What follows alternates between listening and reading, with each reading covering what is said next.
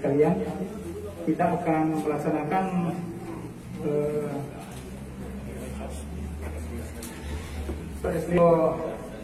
kasus yang terjadi di Polsek Camba, Polres Maros, yang terjadi kemarin malam pada hari Rabu tanggal 13 Mei sekitar pukul 02 pagi.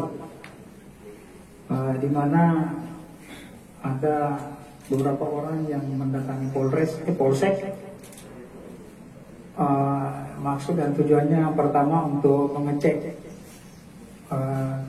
tersangka kasus pencurian. Namun berjalannya waktu, pertama dikasih kesempatan untuk melihat kejadiannya seperti ini, dikasih kesempatan untuk melihat satu orang. Setelah melihat bahwa ternyata tersangka itu betul ada di Polsek, setelah dikasih kesempatan melihat, mereka keluar kembali. Tidak lama kemudian datang lagi beberapa orang berteman untuk menyaksikan kembali bahwa betul-betul ada.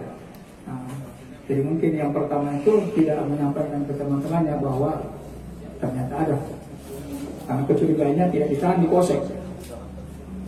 Ternyata yang kedua itu melakukan penganiayaan terhadap anak, yang dilakukan oleh beberapa orang. Ada 5 orang diantaranya. Pelaku satu Amrullah, yang kedua Hairil Anwar, yang ketiga Ferry Fadli, yang keempat Andi Sepul, dan kelima Amril.